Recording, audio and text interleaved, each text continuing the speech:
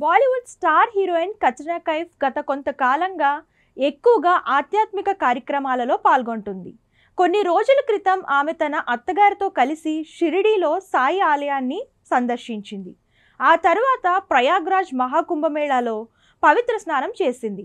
అక్కడి సాధువులతో కలిసి భజన కార్యక్రమాల్లో కూడా పాల్గొంది. తాజాగా కత్రినా కర్ణాటకలోని ప్రసిద్ధి కుక్కే సుబ్రహ్మణ్యేశ్వర స్వామి దేవాలయాన్ని దర్శించుకుంది.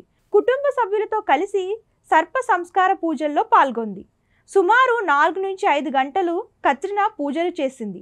ఇందుకు సంబంధించిన ఫోటోలు, వీడియోలు ఇప్పుడు సామాజిక మాధ్యమాల్లో వైరల్గా మారాయి. కాగా కుక్కే సుబ్రహ్మణ్యేశ్వర స్వామి దేవాలయాన్ని దర్శిస్తే పెళ్లి కాని యువతులు త్వరలో ఓ ఇంటివారు అవుతారని నమ్మకం. అలాగే పెళ్లైన అమ్మాయిలు ఈ ఆలయాన్ని దర్శిస్తే సంతాన ప్రాప్తి కూడా కలుగుతుందని నమ్మకం.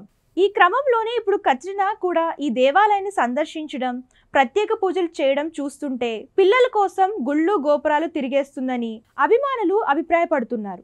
ఇక సినిమాల విషయానికి వస్తే కత్రినా కైఫ్ ప్రస్తుతం ఎలాంటి చిత్రాల్లోనూ నటించడం లేదు. చివరిసారిగా ఆమె విజయ్ సేతుపతి సరసన మేరీ క్రిస్మస్ చిత్రంలో కనిపించింది.